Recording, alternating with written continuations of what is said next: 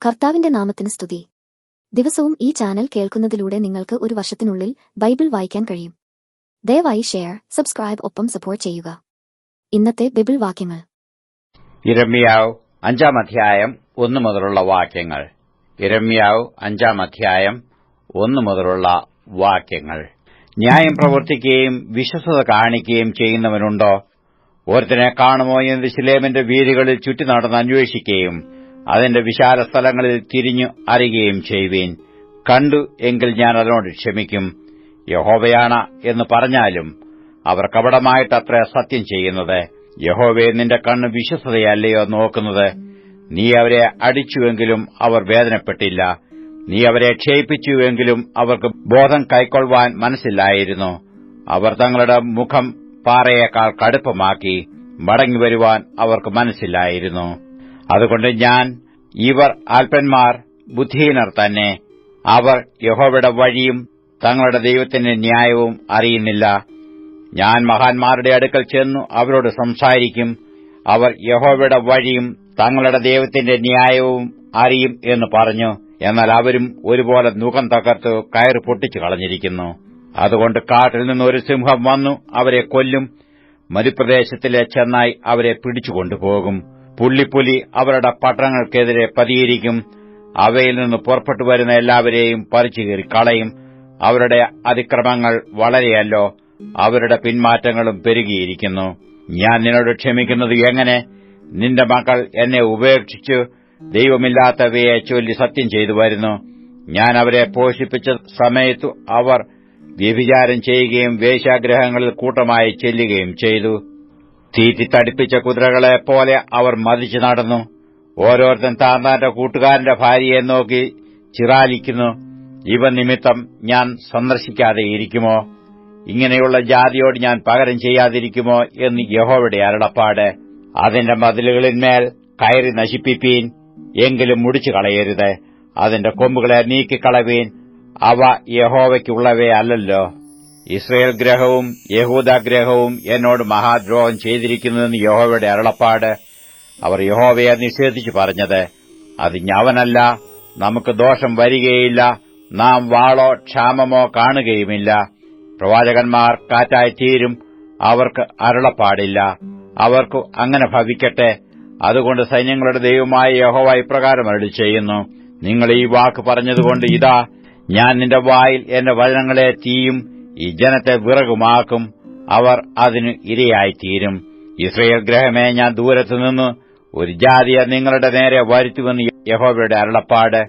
അത് സ്ഥിരതയുള്ള ഒരു ജാതി, പുരാതനമായ ഒരു ജാതി, ഭാഷ നിനക്ക് അറിഞ്ഞുകൂടാത്തതും വാക്ക് നിനക്ക് തിരിയാത്തതുമായൊരു ജാതി തന്നെ. അവരുടെ ആവനാഴി തുറന്ന ശവക്കുഴി. അവർ എല്ലാവരും വീരന്മാരത്രേ. നിന്റെ പുത്രന്മാരും പുത്രിമാരും ഭക്ഷിക്കേണ്ടുന്ന നിന്റെ വിളവും നിന്റെ ആഹാരവും അവർ ഭക്ഷിച്ചു കളയും. അവർ നിന്റെ ആടുകളെയും കന്നുകാലികളെയും തിന്നുകളയും. അവർ നിന്റെ മുന്തിരിവള്ളിയെയും അത്തിവൃക്ഷങ്ങളെയും തിന്നുകളയും. നീ ആശ്രയിക്കുന്ന നിന്റെ ഉറപ്പുള്ള പട്ടണങ്ങളെ അവർ വാൾ കൊണ്ട് ശൂന്യമാക്കി കളയും. എന്നാൽ അന്നാളിലും ഞാൻ നിങ്ങളെ മുടിച്ചു കളകയില്ല എന്ന് യഹോവയുടെ അരുളപ്പാട്.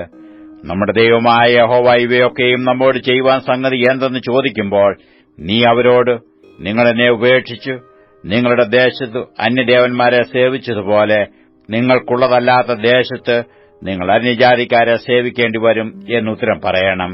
നിങ്ങൾ യാക്കോബ് ഗൃഹത്തിൽ പ്രസ്താവിച്ചു യഹൂദയിൽ പ്രസിദ്ധമാക്കേണ്ടതെന്തെന്നാൽ, കണ്ണ് ഉണ്ടായിട്ടും കാണാതെയും ചെവി ഉണ്ടായിട്ടും കേൾക്കാതെയും ഇരിക്കുന്ന മൂഢന്മാരും ബുദ്ധിഹീനന്മാരുമായ ജനമേ, ഇത് കേൾപ്പീൻ. നിങ്ങൾ എന്നെ ഭയപ്പെടുകയില്ലയോ? എന്റെ സന്നിധിയിൽ വിറയ്ക്കയില്ലയോ എന്ന് യഹോവയുടെ അരുളപ്പാട്. ഞാൻ കടലിനു കവിഞ്ഞുകൂടാതെ വണ്ണം നിത്യപ്രമാണമായി മണൽ അതിരാക്കി വച്ചിരിക്കുന്നു. തിരകൾ അലച്ചാലും സാധിക്കുകയില്ല, എത്ര തന്നെ ഇരച്ചാലും അത് കടക്കയില്ല. ഈ ജനത്തിനോ ശാഠ്യവും മത്സരവും ഉള്ള ഒരു ഹൃദയമുണ്ട്. അവർ ശഠിച്ചു പോയിക്കളഞ്ഞിരിക്കുന്നു. മുൻമഴയും പിന്മഴയും ഇങ്ങനെ നമുക്ക് അതത് സമയത്ത് വേണ്ടുന്ന മഴ തരികയും കൊയ്ത്തിനുള്ള കാലാവധി പാലിച്ചു തരികയും ചെയ്യുന്ന നമ്മുടെ ദൈവമായ യഹോവയെ നാം ഭയപ്പെടുക എന്നും അവർ ഹൃദയത്തിൽ പറയുന്നതുമില്ല. ഇവ മാറിപ്പോകുവാൻ നിങ്ങളുടെ അകൃത്യങ്ങൾ അത്രേ കാരണം. നിങ്ങളുടെ പാവങ്ങളാൽ ഈ നന്മയ്ക്ക് മുടക്കം വന്നിരിക്കുന്നു. എന്റെ ജനത്തിന്റെ ഇടയിൽ ദുഷ്ടന്മാരെ കാണുന്നു. അവർ വേടന്മാരെപ്പോലെ പതിയിരിക്കുന്നു. അവർ കുടുക്ക് വെച്ച് മനുഷ്യരെ പിടിക്കുന്നു. കൂട്ടിൽ പക്ഷി നിറഞ്ഞിരിക്കുന്നതുപോലെ അവരുടെ വീട്ടിൽ വഞ്ചന നിറഞ്ഞിരിക്കുന്നു. അങ്ങനെ അവർ മഹാന്മാരും ധനവാന്മാരുമായി തീർന്നിരിക്കുന്നു. അവർ പുഷ്ടിവെച്ചു മിന്നുന്നു. ദുഷ്കാര്യങ്ങളിൽ അവർ കവിഞ്ഞിരിക്കുന്നു. അവർ അനാഥന്മാർക്ക് ഗുണം വരത്തക്കവണ്ണം അവരുടെ വ്യവഹാരം നടത്തുന്നില്ല. ദരിദ്രന്മാർക്ക് ന്യായപാലനം ചെയ്യുന്നതുമില്ല. ഇവ നിമിത്തം ഞാൻ സന്ദർശിക്കാതെയിരിക്കുമോ? ഇങ്ങനെയുള്ള ജാതിയോട് ഞാൻ പകരം ചെയ്യാതെയിരിക്കുമോ എന്ന് യഹോവയുടെ അരുളപ്പാട്. വിസ്മയവും ഭയങ്കരവുമായുള്ളത് ദേശത്ത് സംഭവിക്കുന്നു. പ്രവാചകന്മാർ വ്യാജമായി പ്രവചിക്കുന്നു. പുരോഹിതന്മാരും അവരോടൊരു കൈയായി നിന്ന് അധികാരം നടത്തുന്നു. എന്റെ ജനത്തിനോ അത് ഇഷ്ടമാകുന്നു. എന്നാൽ ഒടുക്കം നിങ്ങൾ എന്തു ചെയ്യും? യിരെമ്യാവ് 6-ാം അധ്യായം 1 മുതലുള്ള വാക്യങ്ങൾ. യിരെമ്യാവ് 6-ാം അധ്യായം 1 മുതലുള്ള വാക്യങ്ങൾ. ബെന്യാമീൻ മക്കളെ, യെരുശലേമിന്റെ നടുവിൽ നിന്ന് ഓടിപ്പോകുവീൻ. തെക്കോവയിൽ കാഹളമൂതുവീൻ. ബേത്ത് ഹക്കേരേമിൽ ഒരു തീക്കുറി ഉയർത്തുവീൻ. വടക്കുനിന്നു അനർത്ഥവും മഹാനാശവും കാണായി വരുന്നു. സുന്ദരിയും സുഖഭോഗിനിയുമായ സിയോൻ പുത്രിയെ ഞാൻ മുടിച്ചുകളയും. അവളുടെ അടുക്കൽ ഇടയന്മാർ ആട്ടിൻകൂട്ടങ്ങളോടുകൂടെ വരും. അവർ അവൾക്കെതിരെ ചുറ്റിലും കൂടാരമടിക്കും. അവർ ഓരോരുത്തൻ താന്റെ ഭാഗത്ത് മേയിക്കും. അതിന്റെ നേരെ പടയൊരുക്കുവീൻ. എഴുന്നേൽപ്പീൻ, ഉച്ചയ്ക്ക് തന്നെ നമുക്ക് കയറി ചെല്ലാം. അയ്യോ കഷ്ടം, നേരം വൈകി, നിഴൽ നീണ്ടുപോയി. എഴുന്നേൽപ്പീൻ, രാത്രിയിൽ നാം കയറിച്ചെന്നു അതിലെ അരമനകളെ നശിപ്പിക്കുക. സൈന്യങ്ങളുടെ യഹോവ ഇപ്രകാരം കൽപ്പിക്കുന്നു. വൃക്ഷം മുറിപ്പീൻ, യെരുശലേമിന് നേരെ വാട കോരുവീൻ. സന്ദർശിക്കപ്പെടുവാനുള്ള നഗരം ഇതുതന്നെ. അതിന്റെ അകം മുഴുവനും പീഡനം നിറഞ്ഞിരിക്കുന്നു. കിണറ്റിൽ പച്ചവെള്ളം നിറഞ്ഞിരിക്കുന്നതുപോലെ അതിലെപ്പോഴും പുതിയ ദുഷ്ടത സംഭവിക്കുന്നു. സാഹസവും കവർച്ചയുമേ അവിടെ കേൾപ്പാനുള്ളൂ. എന്റെ മുമ്പിലെപ്പോഴും ദീനവും മുറവും മാത്രമേയുള്ളൂ. യെരുശലേമേ, എന്റെ ഉള്ളം നിന്നെ വിട്ടുപിരിയാതെയും ഞാൻ നിന്നെ ശൂന്യവും നിർജ്ജനപ്രദേശവും ആക്കാതെയും ഇരിക്കേണ്ടതിന് ഉപദേശം കൈക്കൊള്ളുക. സൈന്യങ്ങളുടെ യഹോവ ഇപ്രകാരം അരുളിച്ചെയ്യുന്നു. യിസ്രായേലിന്റെ ശേഷിപ്പിനെ മുന്തിരിപ്പഴം പോലെ അരിച്ചു പറിക്കും. മുന്തിരിപ്പഴം പറിക്കുന്നവനെപ്പോലെ നിന്റെ കൈ വീണ്ടും വള്ളികളിലേക്ക് നീട്ടുക. അവർ കേൾപ്പാൻ തക്കവണ്ണം ഞാൻ ആരോട് സംസാരിച്ച് സാക്ഷീകരിക്കേണ്ടു? അവരുടെ ചെവികളെ പരിച്ഛേദന ഇല്ലായികയാൽ ശ്രദ്ധിപ്പാൻ അവർക്ക് കഴിയുകയില്ല. യഹോവയുടെ വചനം അവർക്ക് നിന്ദയായിരിക്കുന്നു. അവർക്കു അതിൽ ഇഷ്ടമില്ല. ആകയാൽ ഞാൻ യഹോവയുടെ ക്രോധം കൊണ്ട് നിറഞ്ഞിരിക്കുന്നു. അത് അടക്കിവെച്ചു ഞാൻ തളർന്നുപോയി. ഞാൻ അത് വീഥികളിലെ കുട്ടകളിന്മേലും യൗവനക്കാരുടെ സംഘത്തിന്മേലും ഒരുപോലെ ഒഴിച്ചുകളയും. ഭർത്താവും ഭാര്യയും വൃദ്ധനും വയോധികനും കൂടെ പിടിപെടും. അവരുടെ വീടുകളും നിലങ്ങളും ഭാര്യമാരും എല്ലാം അന്യന്മാർക്കുമായി പോകും. ഞാൻ എന്റെ കൈ ദേശത്തിലെ നിവാസികളുടെ നേരെ നീട്ടുമെന്ന് യഹോവയുടെ അരുളപ്പാട്. അവരൊക്കെയും ആബാലവൃദ്ധം ദ്രവ്യാഗ്രഹികളാകുന്നു. പ്രവാചകന്മാരും പുരോഹിതന്മാരും ഒരുപോലെ വ്യാജം പ്രവർത്തിക്കുന്നു. സമാധാനമില്ലാതിരിക്കെ സമാധാനം സമാധാനമെന്ന് അവർ പറഞ്ഞു. എന്റെ ജനത്തിന്റെ മുറിവിനു ലഘുവായി ചികിത്സിക്കുന്നു. മ്ലേച്ഛത പ്രവർത്തിച്ചതുകൊണ്ട് അവർ ലജ്ജിക്കേണ്ടിവരും. അവർ ലജ്ജിക്കുകയോ നാണമറിയുകയോ ചെയ്തിട്ടില്ല. അതുകൊണ്ട് വീഴുന്നവരുടെ ഇടയിൽ അവർ വീണുപോകും. ഞാൻ അവരെ സന്ദർശിക്കുന്ന കാലത്ത് അവർ ഇടറി വീഴുമെന്ന് യഹോവയുടെ അരുളപ്പാട്. യഹോവ ഇപ്രകാരം അരുളിച്ചെയ്യുന്നു. നിങ്ങൾ വഴികളിൽ ചെന്ന് നല്ല വഴി ഏതെന്ന് പഴയ പാതകളെ നോക്കി ചോദിച്ചു അതിൽ നടപ്പീൻ. എന്നാൽ നിങ്ങളുടെ മനസ്സിന് വിശ്രാമം ലഭിക്കും. അവരോ ഞങ്ങൾ അതിൽ നടക്കയില്ല എന്ന് പറഞ്ഞു. ഞാൻ നിങ്ങൾക്ക് കാവൽക്കാരെയാക്കി കാഹളനാദം ശ്രദ്ധിപ്പീൻ എന്ന് കൽപ്പിച്ചു. എന്നാൽ അവർ ഞങ്ങൾ ശ്രദ്ധിക്കുകയില്ല എന്ന് പറഞ്ഞു. അതുകൊണ്ട് ജാതികളെ കേൾപ്പീൻ, സഭയെ അവരുടെ ഇടയിൽ നടക്കുന്നത് അറിഞ്ഞുകൊള്ളുക. ഭൂമിയെ കേൾക്ക. ഈ ജനം എന്റെ വചനങ്ങളെ ശ്രദ്ധിക്കാതെ എന്റെ ന്യായപ്രമാണത്തെ നിരസിച്ചു കളഞ്ഞതുകൊണ്ട് ഞാൻ അവരുടെ വിചാരങ്ങളുടെ ഫലമായി അനർത്ഥം അവരുടെ മേൽ വരുത്തും. ശെബയിൽ നിന്ന് കുന്തിരുക്കവും ദൂരദേശത്തുനിന്ന് വയമ്പും എനിക്ക് കൊണ്ടുവരുന്നത് എന്തിന്? നിങ്ങളുടെ ഹോമയാഗങ്ങളിൽ എനിക്ക് പ്രസാദമില്ല. നിങ്ങളുടെ ഹനനയാഗങ്ങളിൽ എനിക്ക് ഇഷ്ടവുമില്ല. ആകയാൽ യഹോവ ഇപ്രകാരം അരുളിച്ചെയ്യുന്നു. ഞാൻ ഈ ജനത്തിന്റെ മുമ്പിൽ ഇടർച്ചകളെ വെക്കും. പിതാക്കന്മാരും പുത്രന്മാരും ഒരുപോലെ അതിന്മേൽ തട്ടി വീഴും. അയൽക്കാരനും കൂട്ടുകാരനും നശിച്ചുപോകും. യഹോവ ഇപ്രകാരം അരുളിച്ചെയ്യുന്നു.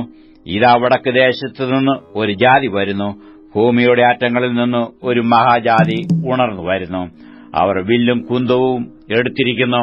അവർ ക്രൂരന്മാർ. കരുണയില്ലാത്തവർ തന്നെ. അവരുടെ ആരവം കടൽ പോലെ ഇരിക്കുന്നു. സിയോൻ പുത്രി, അവർ നിന്റെ നേരെ യുദ്ധസന്നദ്ധരായി ഓരോരുത്തരും കുതിരപ്പുറത്ത് കയറി അണിനിരന്ന് നിൽക്കുന്നു. അതിന്റെ വർത്തമാനം കേട്ടിട്ട് ഞങ്ങളുടെ ധൈര്യം ക്ഷയിച്ചു. നോവ് കിട്ടിയ സ്ത്രീയെപ്പോലെ മഹാവ്യസനവും അതിവേദനയും ഞങ്ങളെ പിടിച്ചിരിക്കുന്നു. നിങ്ങൾ വയലിലേക്ക് ചെല്ലരുത്, വഴിയിൽ നടക്കുകയുമരുത്. അവിടെ ശത്രുവിന്റെ വാളും ചുറ്റും ഭയവും ഉണ്ട്. എന്റെ ജനത്തിന്റെ പുത്രി, രട്ടുടുത്ത് വെണ്ണീറിൽ ഉരുളുക. ഏകജാതനെക്കുറിച്ചു എന്ന പോലെയുള്ള ദുഃഖവും കഠിനമായുള്ള വിലാപവും കഴിച്ചുകൊള്ളുക. സംഹാരകൻ പെട്ടെന്ന് നമ്മുടെ നേരെ വരും. നീ എന്റെ ജനത്തിന്റെ നടപ്പ് പരീക്ഷിച്ചറിയേണ്ടതിന് ഞാൻ നിന്നെ അവരുടെ ഇടയിൽ ഒരു പരീക്ഷകനും മാറ്റുനോക്കുന്നവനും ആക്കിവെച്ചിരിക്കുന്നു. അവരെല്ലാവരും മഹാമത്സരികൾ, നുണ പറഞ്ഞു നടക്കുന്നവർ. ചെമ്പും ഇരുമ്പും മാത്രമേ അവരെല്ലാവരും വഷളത്തും പ്രവർത്തിക്കുന്നു. തുരുത്തി ഊതുന്നു. തീയിൽ നിന്ന് വരുന്നത് ഈയമത്രേ. ഊതിക്കഴിക്കുന്ന പണി വെറുതെ. ദുഷ്ടന്മാർ നീങ്ങിപ്പോകുന്നില്ലല്ലോ. യഹോവ അവരെ ത്യജിച്ചു കളഞ്ഞതുകൊണ്ട് അവർക്കു കറക്കൻ വെള്ളി എന്നു പേരാകും. അപ്പോസ്തലനായ പൗലോസ് ഫിലിപ്പിയർക്ക് എഴുതിയ ലേഖനം 2-ാം അധ്യായം 1 മുതലുള്ള വാക്യങ്ങൾ. ഫിലിപ്പിയർ 2-ാം അധ്യായം 1 മുതലുള്ള വാക്യങ്ങൾ. ക്രിസ്തുവിൽ വല്ല പ്രബോധനവും ഉണ്ടെങ്കിൽ, സ്നേഹത്തിന്റെ വല്ല ആശ്വാസവും ഉണ്ടെങ്കിൽ, ആത്മാവിന്റെ വല്ല കൂട്ടായ്മയും ഉണ്ടെങ്കിൽ, വല്ല ആർദ്രതയും മനസ്സലിവും ഉണ്ടെങ്കിൽ, നിങ്ങൾ ഏകമനസ്സുള്ളവരായി ഏകസ്നേഹം പൂണ്ടു ഐകമത്യപ്പെട്ട് ഏകഭാവമുള്ളവരായി ഇങ്ങനെ എന്റെ സന്തോഷം പൂർണ്ണമാക്കുവീൻ. ശാഠ്യത്താലോ ദുരഭിമാനത്താലോ ഒന്നും ചെയ്യാതെ താഴ്മയോടെ ഓരോരുത്തൻ മറ്റുള്ളവനെ തന്നേക്കാൾ ശ്രേഷ്ഠൻ എന്ന് എണ്ണിക്കൊള്ളുവീൻ. ഓരോരുത്തൻ സ്വന്തം ഗുണമല്ല, മറ്റുള്ളവന്റെ ഗുണവും കൂടെ നോക്കണം. ക്രിസ്തുയേശുവിലുള്ള ഭാവം തന്നെ നിങ്ങളിലും ഉണ്ടായിരിക്കട്ടെ. അവൻ ദൈവരൂപത്തിലിരിക്കെ ദൈവത്തോടുള്ള സമത്വം മുറുകെ പിടിച്ചുകൊള്ളണം എന്ന് വിചാരിക്കാതെ ദാസരൂപമെടുത്തു മനുഷ്യ സാദൃശ്യത്തിലായി തന്നെത്താൻ ഒഴിച്ചു വേഷത്തിൽ മനുഷ്യനായി വിളങ്ങി തന്നെത്താൻ താഴ്ത്തി മരണത്തോളം, ക്രൂശിലെ മരണത്തോളം തന്നെ അനുസരണമുള്ളവനായി തീർന്നു. അതുകൊണ്ട് ദൈവവും അവനെ ഏറ്റവും ഉയർത്തി സകല നാമത്തിനും മേലായ നാമം നൽകി.